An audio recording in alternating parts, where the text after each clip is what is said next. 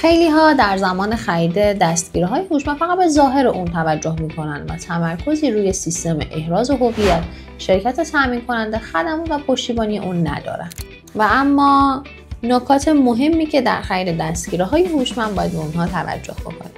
در زمان خرید دستگیره هوشمند مد نظرتون حتما به گارانتی و خدمات پس از فروش اون دقت بکنید تا در صورت بروز هر گونه مشکل شرکت پاسخگوی سوالات و نیاز شما باشه. حتما نوع، ضخامت و جنس درب رو بررسی بکنید و این اطلاعات رو در اختیار کارشناس مربوطه قرار بدید تا بهترین گزینه رو بتونه به شما پیشنهاد بده.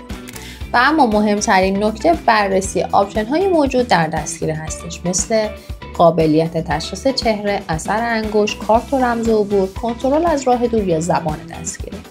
خرید قفل هوشمند فقط انتخاب یک وسیله نیست، انتخاب امنیت محیط شماست. اگر به دنبال خرید دستگیره هوشمند هستید، میتونید از مدل‌های فرالایک داخل سایت دیدن بکنید یا اینکه با شماره فروش تماس بگیرید.